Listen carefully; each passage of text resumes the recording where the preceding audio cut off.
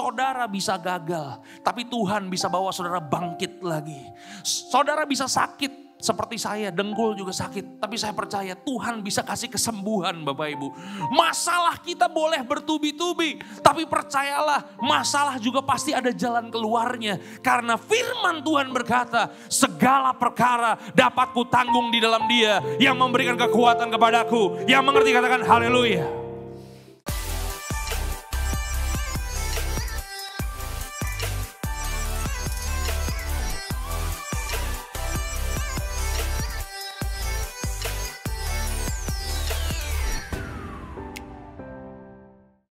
Shalom, bagaimana kabarnya Bapak Ibu? Saya berharap semua dalam keadaan baik, semua dalam keadaan sehat ya. Oke, sebelum ada visi dulu Bi. Oke, kita mau baca sama-sama Bapak Ibu ya. 1, 2, 3. Visi Rumah Harmoni itu apa? 1, 2, 3. Mendidik dan melatih orang percaya menjadi murid kerajaan Allah yang memiliki karakter Kristus dan memuridkan kembali jiwa-jiwa melalui. Coba sekali lagi, 1, 2, 3. Mendidik dan melatih orang percaya menjadi murid kerajaan Allah yang memiliki karakter Kristus dan memuridkan kembali jiwa-jiwa melalui hubungan dan pengajaran. Jadi Bapak Ibu saudara terkasih dalam Tuhan, Bapak Ibu ada di gereja ini, ya Bapak Ibu bukan hanya sekedar hanya jadi orang percaya, tapi kami rindu supaya Bapak Ibu menjadi murid Kristus yang mengerti, katakan amin. Ya, salah satu ciri murid Kristus adalah semakin hari karakter dan kualitas hidup kita makin diubahkan. Yang mengerti katakan haleluya. Dan Bapak Ibu juga perlu ingat bahwa kita juga perlu memuridkan kembali. Karena Tuhan telah memberikan amanat agungnya kepada setiap kita. Pergilah, jadikanlah semua bangsa muridku. Yang setuju katakan amin. Ya, melalui apa? Melalui hubungan dan pengajaran. Katakan sama-sama, hubungan dan pengajaran. Ya, Bapak Ibu pernah lihat tanda salib Bapak Ibu? Ya, tanda salib itu ada 2 pancang Bapak Ibu. Yang pertama adalah pancang yang ke bawah. Katakan ke bawah. Itu bicara apa? Itu bicara masalah kedalaman kita Bapak Ibu bersama dengan Tuhan. Itu bicara masalah pengajaran. Kita harus bertumbuh semakin hari semakin mengenal siapa Tuhan yang kita sembah. Yang mengerti katakan amin. Katakan sama-sama, tiang pancang. Itu pengajaran, oke? Kemudian ada tiang yang selanjutnya Bapak Ibu yang melebar. Katakan yang melebar. Ya, itu bicara masalah hubungan Bapak Ibu saudaraku terkasih dalam Tuhan. Jadi hari ini Bapak Ibu saudaraku terkasih dalam Tuhan, saya berharap Bapak Ibu ada di tempat ini bukan hanya sekedar jadi orang percaya, bukan hanya sekedar main-main, bukan hanya sekedar gereja-gerejaan, tapi kita mau setiap kita menjadi pribadi-pribadi yang disebut dengan murid-murid Kristus. Yang mengerti katakan haleluya. Bapak Ibu siap belajar firman Tuhan? Hari ini kalau Bapak Ibu suka judul firman Tuhan, saya kasih judul The Journey atau perjalanan. Ya, Bapak Ibu saudaraku terkasih dalam Tuhan, 2 minggu yang lalu masih ingat ya kita belajar tentang kuat dan teguh Bapak Ibu ya. Bagaimana kita harus menjadi pribadi-pribadi yang kuat. Kuat itu ibarat bangunan, itu adalah rumahnya, itu adalah bangunannya Bapak Ibu. Sedangkan teguh itu bicara masalah fondasinya. Jadi kita harus menjadi pribadi-pribadi yang bukan hanya sekedar kuat di depan, tapi kita juga punya keteguhan di dalam dasar, di dalam fondasi Bapak Ibu. Nah Bapak Ibu saudaraku terkasih dalam Tuhan, saya mau kasih quotes ya Bapak Ibu ya. Kita akan mulai dengan statement ini ya. Klik sekali lagi, baca ini baik-baik, 1, 2, 3. Dalam perjalanan Tuhan tidak memberikan kapal pesiar, tetapi yang Tuhan berikan adalah kapal perang Bapak Ibu ya. Ketika Bapak Ibu saudaraku terkasih dalam Tuhan menerima Dia sebagai Tuhan dan Juru Selamat, Tuhan tidak pernah berjanji langit senantiasa biru. Setuju? Tuhan tidak pernah berjanji jalan selalu rata. Tuhan tidak pernah berjanji bahwa jalannya akan mulus seperti jalanan tol. Tuhan tidak pernah menjanjikan itu. Tapi yang Tuhan janjikan kepada setiap kita, apapun yang kita hadapi dalam kehidupan, Dia akan senantiasa menyertai kehidupan setiap kita. Ya, mengerti katakan amin. Oleh sebab itu kita jangan pernah takut Bapak Ibu ya. Apapun yang kita hadapi tidak pernah melampaui kekuatan kita. Dalam perjalanan Bapak Ibu, Tuhan mau membentuk kehidupan setiap kita. Dalam perjalanan Tuhan mau supaya kita sampai kepada tujuannya, yaitu apa? Tuhan mau supaya saudara dan saya menjadi semakin serupa dengan gambaran Tuhan.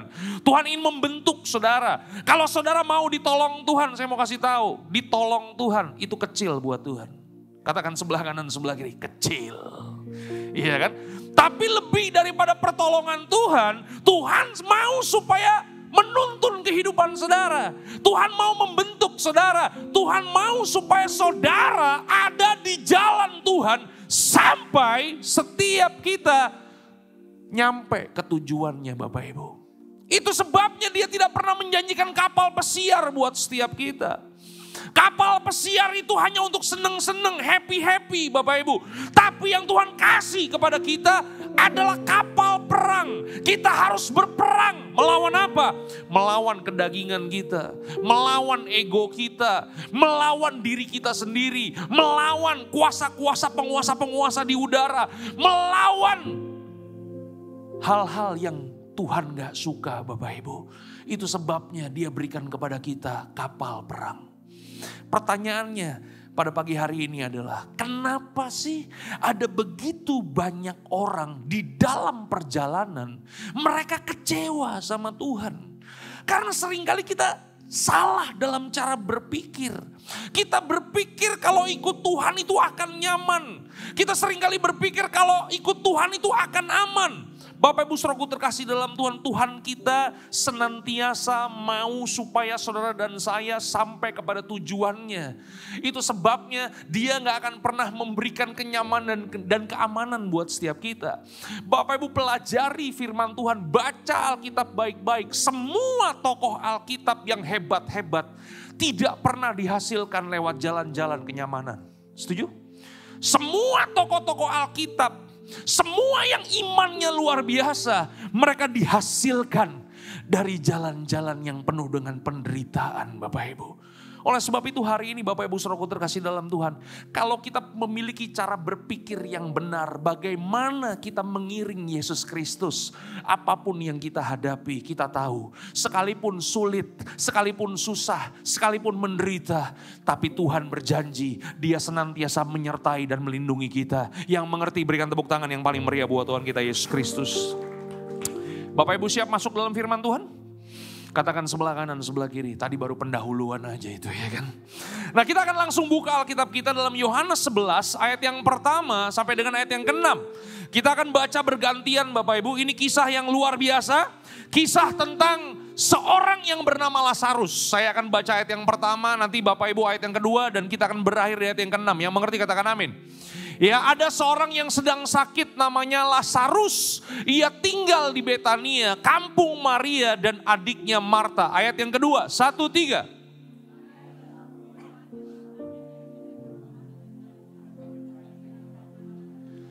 Dan Lazarus yang sakit itu adalah saudaranya. Kedua perempuan itu mengirim kabar kepada Yesus, Tuhan, dia yang kau kasihi sakit. Katakan sama-sama, dia yang kau kasihi sakit. Oke, ayat yang keempat, 1, 2, 3.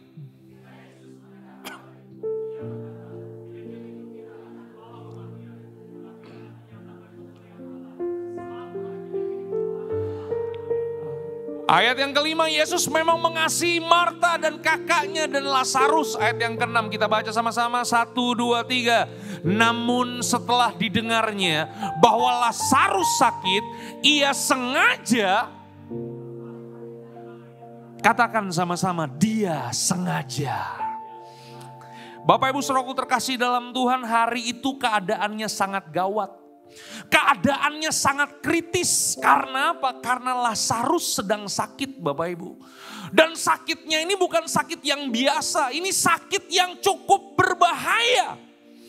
Itu sebabnya kenapa kedua kakak daripada Lazarus kemudian mengirimkan kabar kepada Yesus dan berkata, Tuhan, dia yang engkau kasihi sakit.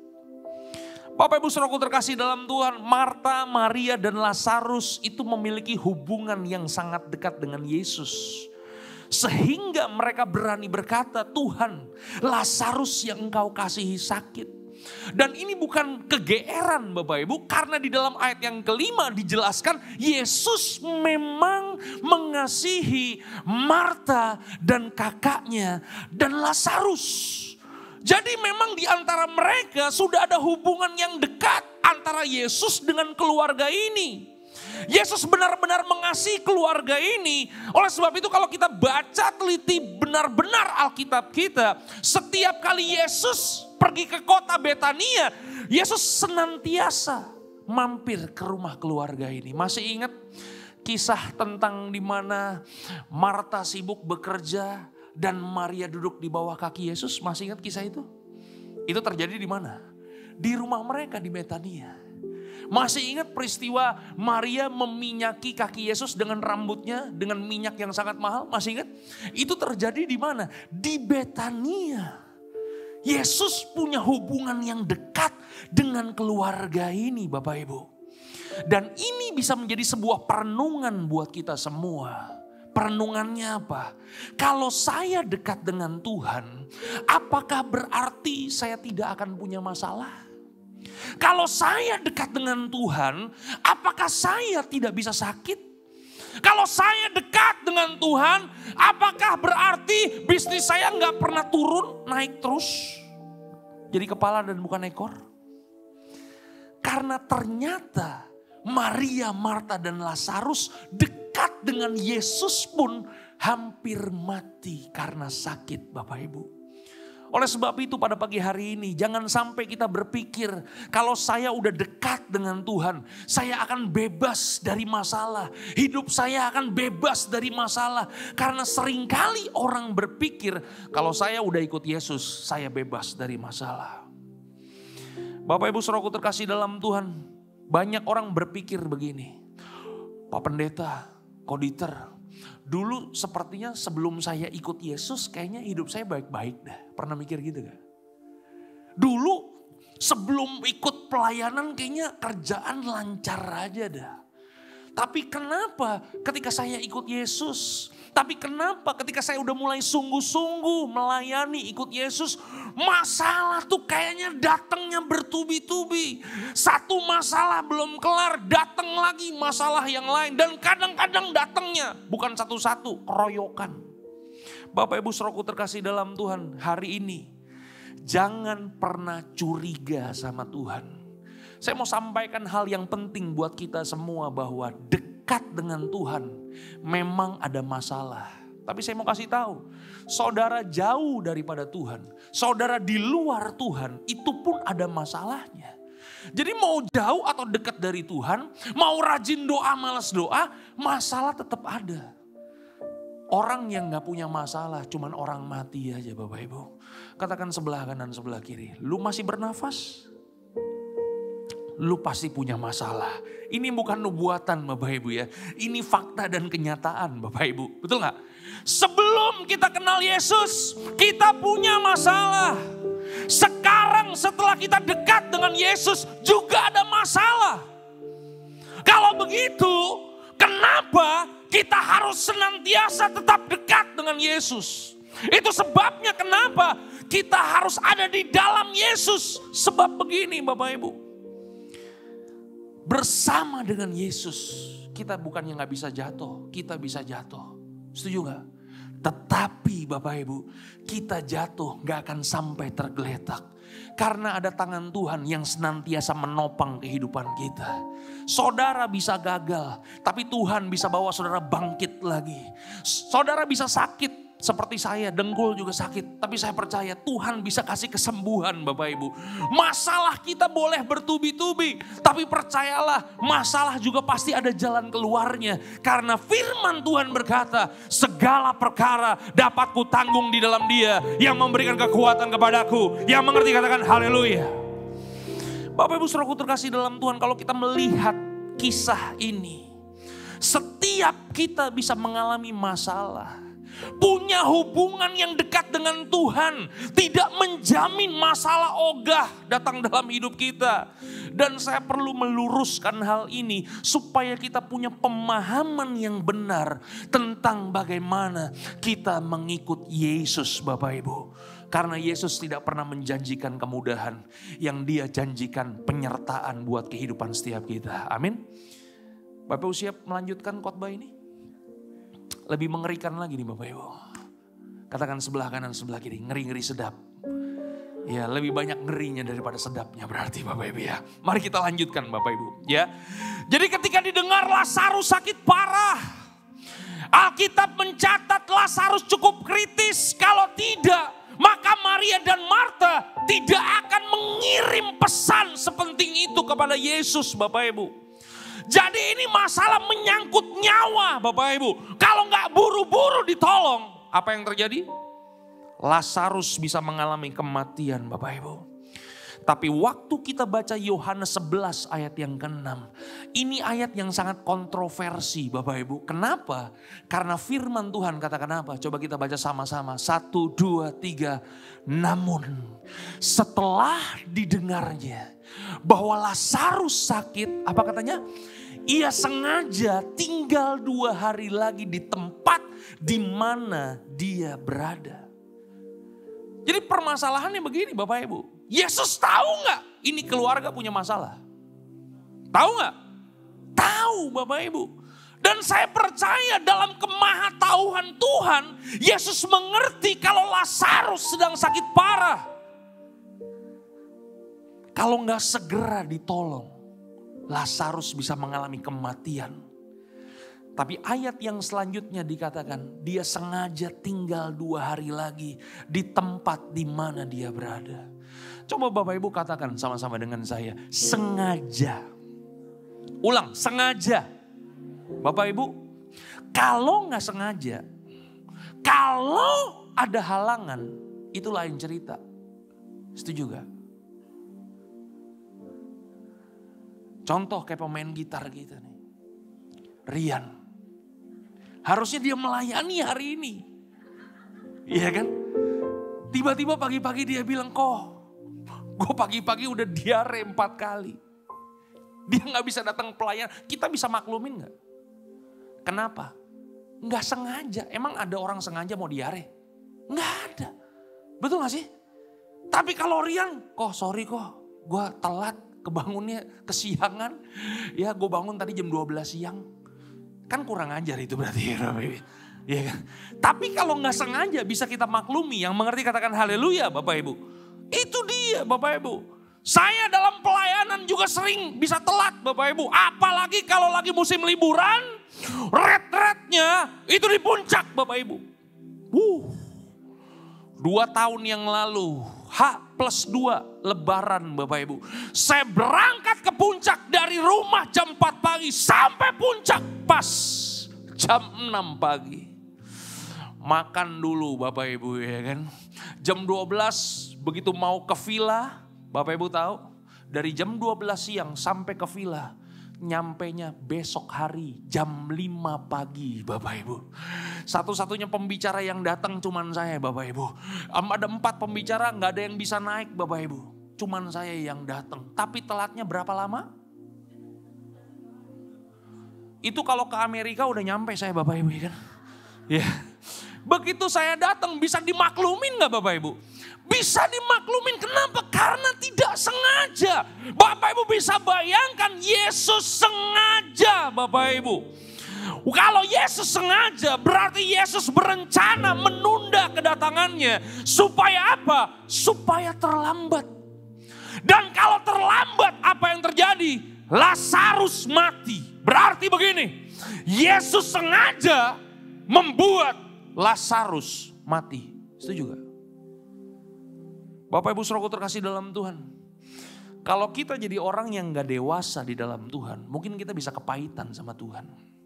Kenapa saya harus ikut Tuhan kalau dia sengaja gak menolong saya? Untuk apa saya mengikut Tuhan kalau dia membiarkan saya terjatuh? Buat apa saya sungguh-sungguh sama Tuhan kalau dia sengaja saya lagi susah, dia diam aja Bapak Ibu saudaraku terkasih dalam Tuhan. Kita harus jadi orang-orang yang dewasa Bapak Ibu. Yang mengerti katakan amin. Dan Bapak Ibu bisa bayangkan betapa paniknya Maria dan Marta saat itu. Saudara bisa membayangkan nungguin keluarga kita lagi sakit, sakitnya parah, kemudian bantuan medis datangnya terlambat. Bisa dipahami perasaan Maria dan Marta? Cetar membahana, duk-duk, duk-duk, duk-duk, kayak main drum Bapak Ibu. Sebelum papa saya meninggal dunia karena penyakit kanker paru-paru. Dia di rumah Bapak Ibu. Udah teriak-teriak kesakitan menderita. Kita panggil ambulan Bapak Ibu. Masalahnya hari itu lagi mau malam takbiran Bapak Ibu. Jalanan begitu rame. Dan apa yang terjadi? Datang telat Bapak Ibu ambulannya. Halo? Bapak Ibu bisa memahami perasaan Maria dan Marta? Begitu juga dengan kehidupan kita Bapak Ibu. Kadang-kadang kenapa Tuhan biarkan gak menolong kita langsung? Kenapa dia sengaja membiarkan kita? Memang kadang-kadang Bapak Ibu ikut Tuhan tuh mesti ada deg-degannya. Supaya adrenalin kita naik dan akhirnya kita mengingat bagaimana kebaikan Tuhan menolong kehidupan kita. Yang mengerti katakan amin. Pertanyaannya pada pagi hari ini adalah, kenapa Yesus datang terlambat? Kenapa dalam perjalanan rohani kita Tuhan gak langsung tolong? Kenapa dalam perjalanan rohani kita seakan-akan dalam tanda kutip Tuhan membiarkan kita gak langsung menolong kita? Bapak Ibu siap belajar firman Tuhan? Kalau gak siap kita selesai. Siap? Katakan sebelah kanan sebelah kiri, tadi juga baru pendahuluan. Ya, jangan kebiasaan dengar firman Tuhan 15 menit Bapak Ibu ya. Jangan kebiasaan dengar firman Tuhan di daily devotion terus. Dengarlah firman Tuhan yang serius di rumah harmoni ini Bapak Ibu. Ya, alasan yang pertama Bapak Ibu, kenapa harus terlambat? Coba kita baca ayat yang keempat. Demikianlah firman Tuhan 1, 2, 3. Ketika Yesus mendengar kabar itu, ia berkata, penyakit itu tidak akan membawa kematian, tetapi akan menyatakan kemuliaan Allah. Sebab oleh penyakit itu anak Allah akan dimuliakan. Bapak Ibu saudaraku terkasih dalam Tuhan. Waktunya kita itu beda dengan waktunya Tuhan. Apa yang menurut saudara terlambat itu tidak pernah terlambat menurut waktunya Tuhan. Cuman masalahnya begini, kita memaksakan perspektifnya Tuhan itu harus sama dengan perspektifnya kita. Masalahnya adalah kita seringkali memaksakan caranya Tuhan itu mesti sejalan dan sama dengan caranya kita Bapak Ibu. Padahal begini, Yesus datang terlambat. Itu ada tujuannya Bapak Ibu. Firman Tuhan katakan apa? Supaya anak Allah dimuliakan. Supaya dengan peristiwa ini Tuhan menyatakan kemuliaannya. Kemuliaan apa sih yang Tuhan ingin nyatakan buat keluarga ini Bapak Ibu?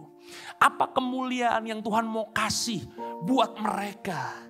Kenapa ayat firman Tuhan ini tertulis dalam Injil dan kemudian hari ini dikotbahkan oleh pendeta yang luar biasa yang bernama Dieter Nicholas supaya Bapak Ibu bisa dengar? Ya, apa tujuannya Bapak Ibu? Siap? Kemuliaan yang Tuhan ingin nyatakan adalah, coba kita buka Alkitab kita, ayat yang ke-45. Ini jadi ayat kunci. Kenapa Yesus datang terlambat? Perhatikan baik. Banyak di antara orang-orang Yahudi yang datang melawat Maria. Datang melawat Maria tahu ya Bapak Ibu ya. Kalau kayak ada orang meninggal kemudian kita datang ke rumah duka. Melayat, melawat ya kan. Dan yang menyaksikan sendiri apa yang telah dibuat Yesus kemudian percaya kepadanya. Yesus datang terlambat dan kenyataannya Lazarus benar-benar mati. Bahkan Maria dan Marta berkata, Yesus kalau seandainya engkau tidak datang terlambat, tentu saudara kami gak akan mati.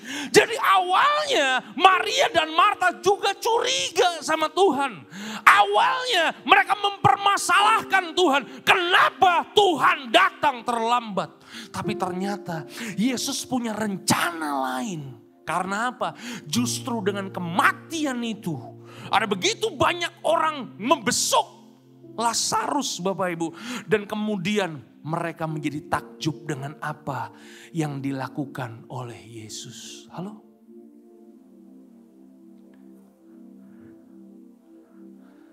Lazarus sudah mati berapa hari? Pilihan ganda, 1 hari, 2 hari, 3 hari, 4 hari. Hah?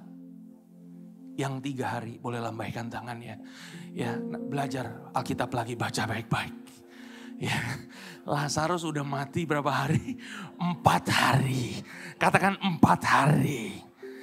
Ini pasti jarang dengerin daily devotion, ya kan? Makanya 3 hari. Berapa hari mereka mati? Bapak Ibu, mayat zaman dulu beda dengan mayat zaman now. Kalau mayat zaman now mati 4 hari masih cakep-cakep, masih ganteng-ganteng. Setuju gak? Kenapa? Disuntikin formalin Bapak Ibu, makanya masih keren, gagah, ganteng. Tapi zaman dulu belum ada formalin Bapak Ibu. Orang udah mati 4 hari, apa yang terjadi? Baunya itu udah bau-bau anyir, bau busuk Bapak Ibu. Kulitnya itu udah mulai ada binatang yang ngegrogotin Bapak Ibu.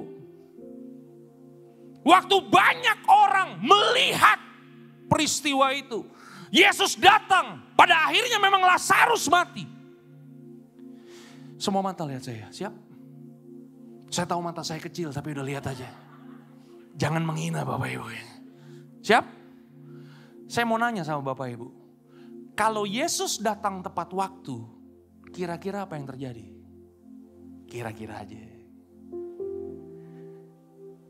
Yang bisa jawab lambaikan tangan.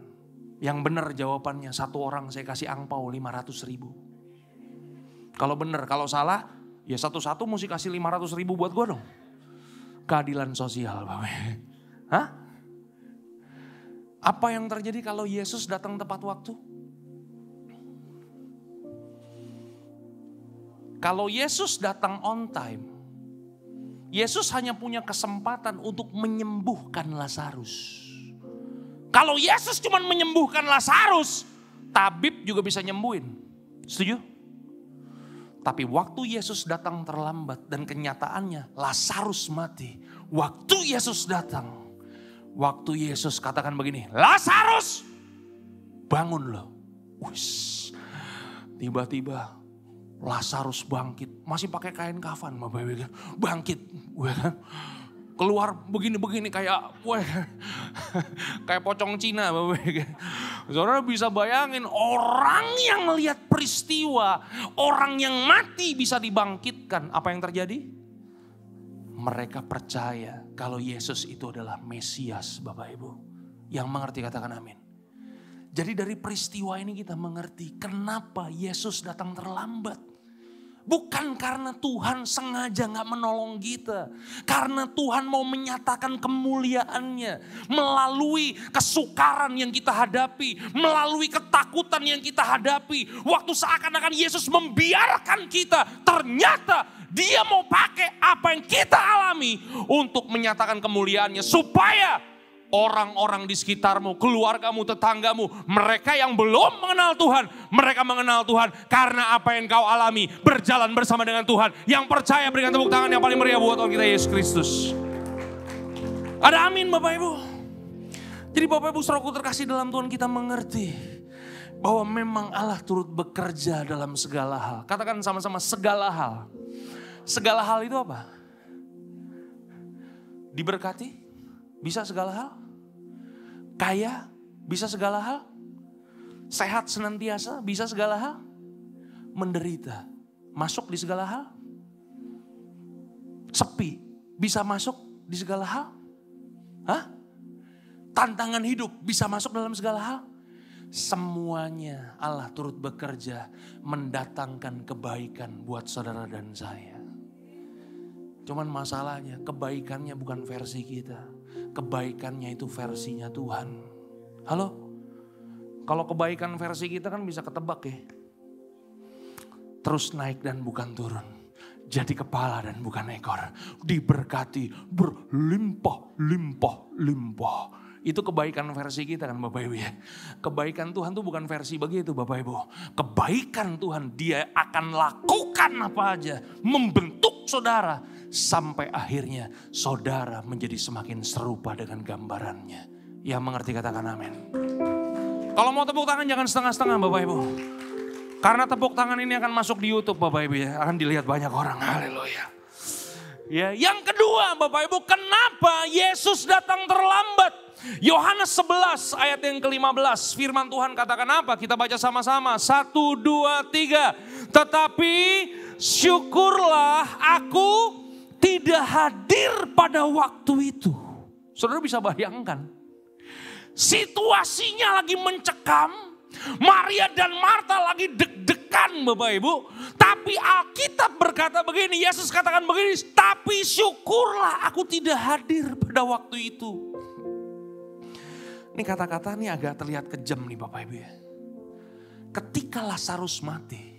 Bisa-bisanya Yesus ngomong. Syukurlah aku tidak hadir pada waktu itu. Saudara lagi menderita kesusahan. Saudara berharap pendeta saudara datang mendoakan. Tapi gak datang. Begitu ketemu di gereja. Pak Ditra kenapa kemarin ada yang sakit gak datang. Kemudian saya ngomong begini. Syukurlah aku pada waktu itu gak datang. Saya percaya gak datang lagi kebaktian masih Bapak Ibu. Kepahitan sama saya. Yang mengerti katakan haleluya Bapak Ibu. Bapak Ibu itulah yang terjadi Bapak Ibu. Pada waktu Yesus datang terlambat. Tidak bersama-sama dengan mereka. Maria dan Marta panik dan Yesus berkata syukurlah aku tidak hadir pada waktu itu. Kenapa Yesus ngomong kayak begitu Bapak Ibu? Karena Alkitab katakan begini. Sebab demikian lebih baik bagimu supaya apa katanya? Kamu dapat belajar percaya. Katakan sama-sama supaya kamu dapat belajar percaya. Halo? Ternyata begini Bapak Ibu. Untuk percaya kita perlu belajar Bapak Ibu.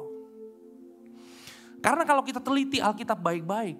Dari awal Yesus udah ngomong kan sama yang memberi kabar Bapak Ibu ya.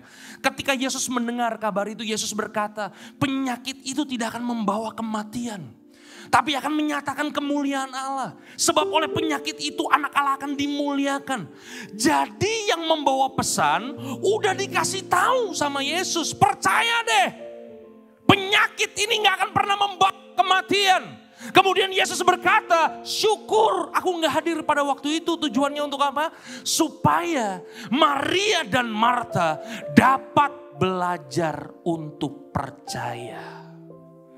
Baca 1, 2, 3. Untuk menjadi percaya, kita perlu apa katanya? Belajar. Dalam Tuhan gak ada yang instan Bapak Ibu. Kenapa dalam kehidupan ini Tuhan mengizinkan berbagai macam hal terjadi dalam kehidupan kita? Tekanan terjadi. Masalah bertubi-tubi terjadi. Waktu yang mepet terjadi. Nyaris tenggelam. Hampir bangkrut. Sakit gak sembuh-sembuh. Kenapa? Semuanya Tuhan izinkan. Supaya. Untuk menjadi percaya. Kita perlu belajar Bapak Ibu. Kalau di gereja Bapak Ibu. Di kebaktian. Di pemuritan. Di friend. Di discipleship class kita. Yang kita pelajari itu saya mau kasih tahu. Cuma teori. Di mana prakteknya? Hah? Prakteknya di mana? Katakan sama-sama. Di luar gereja.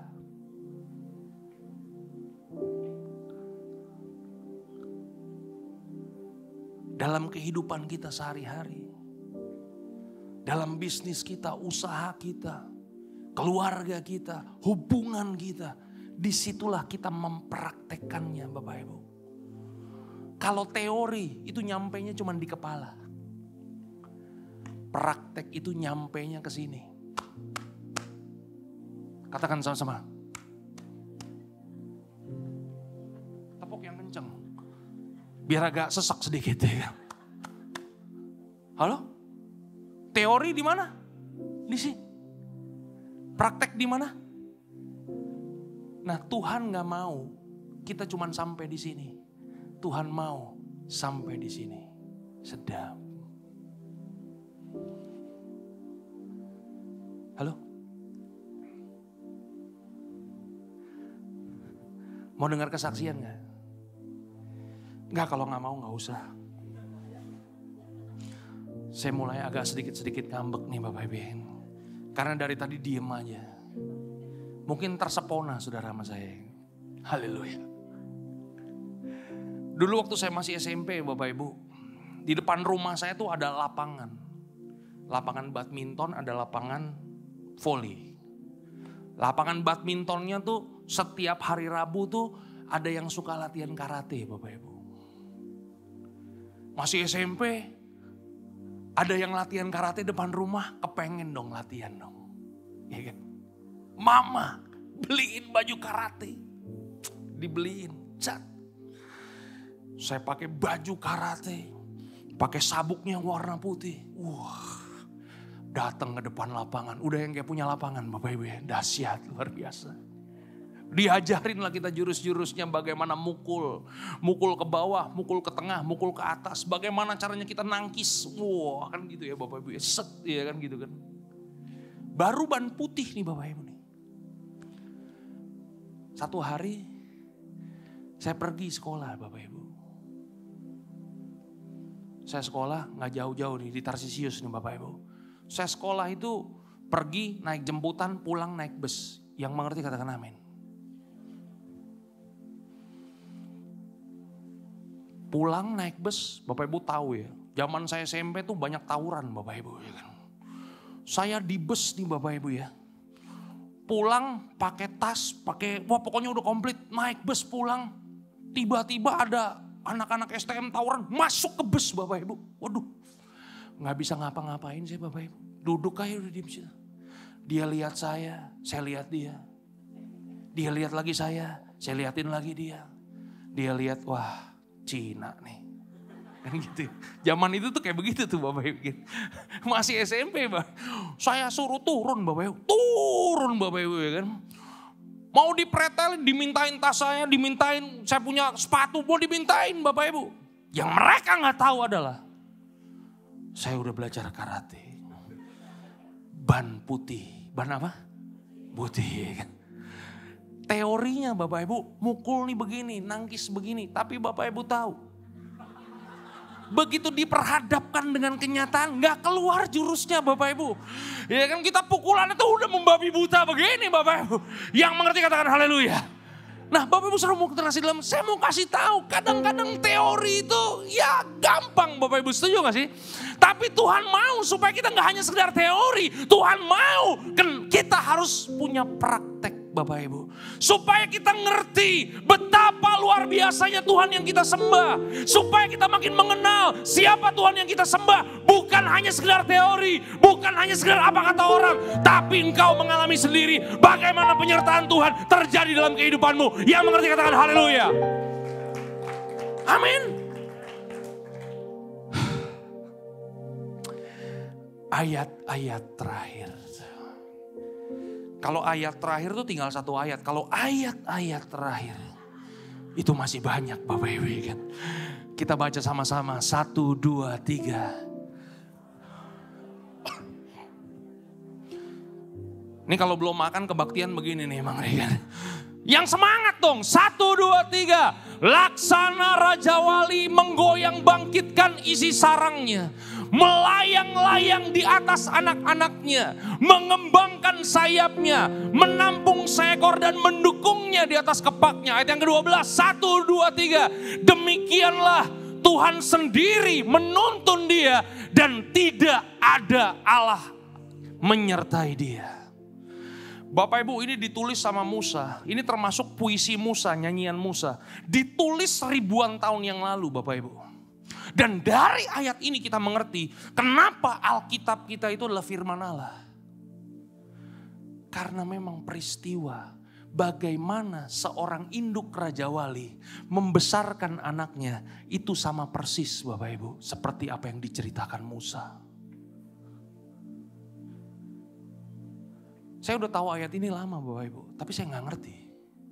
Sampai satu hari saya nonton Discovery Channel, baru dapat pewahyuannya Bapak Ibu. Seekor induk Raja Wali, kalau dia mau beranak, bertelur, dia gak bikin sarang di pohon. Dia bikin sarang di puncak gunung yang paling tertinggi Bapak Ibu.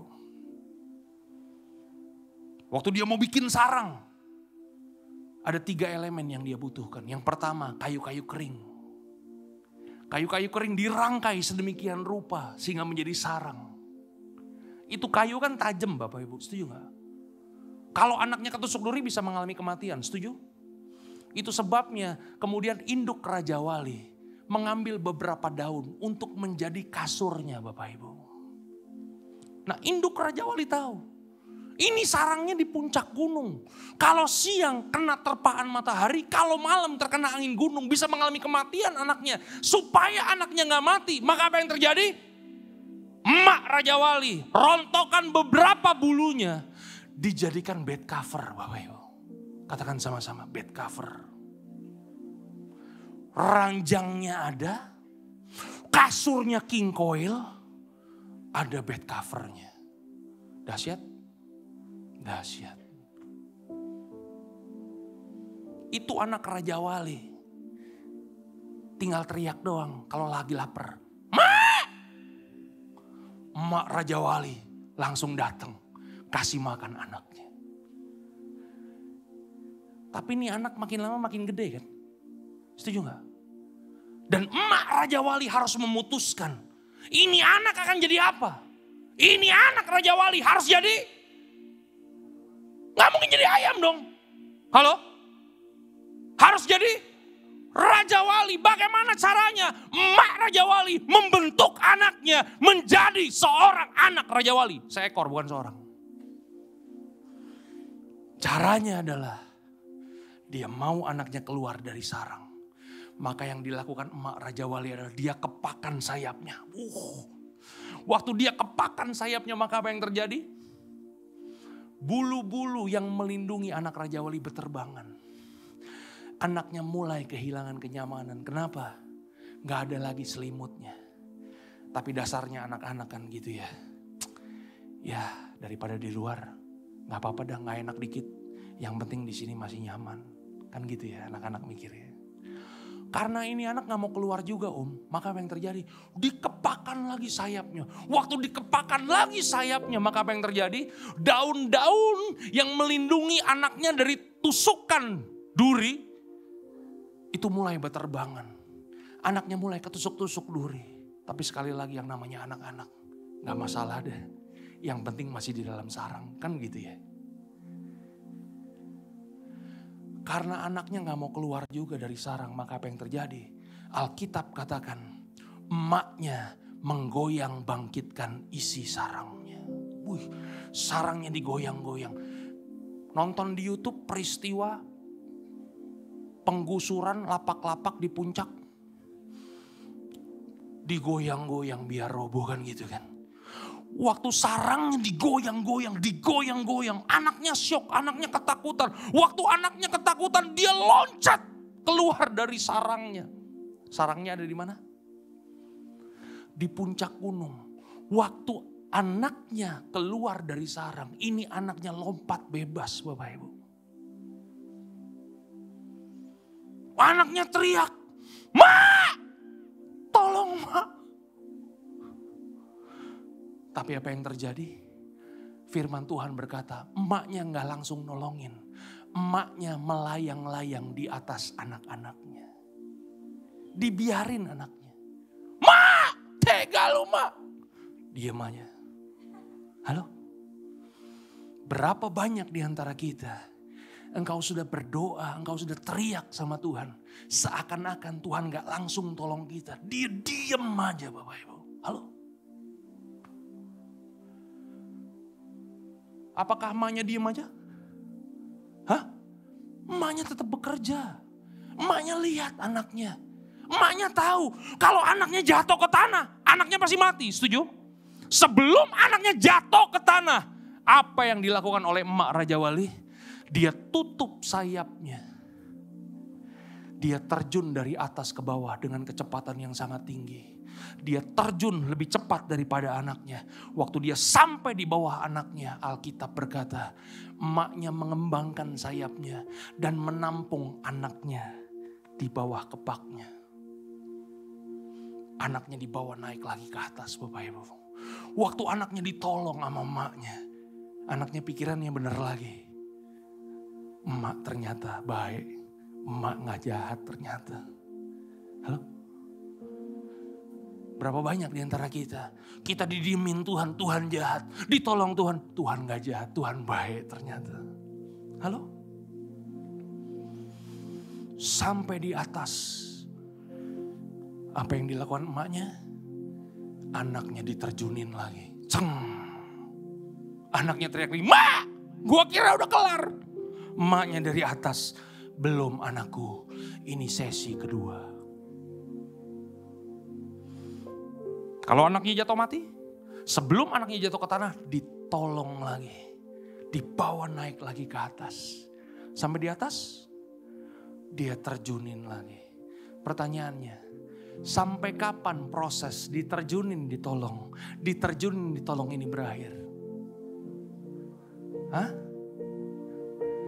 Sampai anaknya serupa dengan emaknya. Sampai anaknya bisa terbang sama seperti emaknya. Karena memang Raja Wali tidak pernah diciptakan untuk ngendon di sarang. Raja Wali diciptakan untuk melawan setiap badai kehidupan. Dan Raja Wali pasti menang. Yang mengerti katakan amin. Begitulah cara Tuhan menolong kita. Seperti Raja Wali. Halo? Makanya Raja Wali ya Bapak Ibu ya. Hidupnya keren. Matinya gagah. Katakan hidup keren. Mati gagah. Bapak Ibu mau tahu bagaimana cara Raja Wali mati? Enggak, kalau nggak mau tahu saya juga nggak akan kasih tahu Bapak Ibu. Hah? Mau tahu aja atau mau tahu banget? Kasih tahu nggak ya? Kasih tahu dong. Masa udah pegang mic? Wah, saya udah lebih 6 menit nih. Ternyata waktunya sudah habis Bapak Ibu. Minta maaf. Nanti kita akan lanjutkan tahun depan Bapak Ibu cerita ini. Hah? Masih ada yang mau denger? Udah telat nih waktunya makan siang nih. Yang mau lambaikan tangannya. Minta maaf Kak Gustaf, ini bukan keinginan saya. Ini keinginan jemaat Tuhan. Bentar lagi ya. Masih mau denger ya? Bagaimana caranya Raja Wali mati? Mau tahu? Raja Wali kalau udah mau mati, dia tahu kalau dia udah mau mati Bapak Ibu. Kenapa? Karena paruhnya itu sudah mulai memanjang. Sehingga dia kesulitan untuk makan. Cakarnya Bapak Ibu udah mulai memanjang. Kesulitan untuk dia mengangkat makanan. Bulunya udah mulai tebal Bapak Ibu. Sehingga dia kesulitan untuk mengepakkan sayapnya. Raja Wali tahu kalau dia udah mau mati. Waktu dia tahu dia mau mati, apa yang Raja Wali lakukan? Dia akan terbang tinggi setinggi-tingginya. Dia akan terbang selebar-lebarnya. Sampai dia menemukan gunung Bapak Ibu. Di atas gunung, dia cengkeram batu gunung. Kemudian dia arahkan wajahnya kepada matahari. Sampai mati. Kan gitu ya di foto-fotonya. Hidup gagah, matinya keren. Saudara, saya mau kasih tahu, saudara Raja Wali. Saudara bukan ayam. Kalau ayam, itu masa depannya udah ketahuan Bapak Ibu. Ya kan? Yang kelas internasional berakhir jadi KFC. Kentucky Fried Chicken, ya kan? Iya kan? Betul gak sih? Yang kelas lokal, Nyonya Suharti Bapak Ibu ya kan. Yang kelas pasar, pecel ayam Bapak Ibu ya kan. Tapi semua ayam matinya itu udah pasti, betul gak sih? Dimutilasi, potong 4, potong 8, potong 16. Saya mau kasih tahu, saudara bukan ayam. Saudara apa? Raja Wali. Dan Tuhan akan lakukan apa aja supaya saudara semakin serupa dengan gambarannya. Yang mengerti katakan amin. Ada amin Bapak Ibu? Saya berharap Bapak Ibu diberkati. Haleluya, haleluya. Mari kita mau tundukkan kepala kita di hadapan Tuhan Bapak Ibu.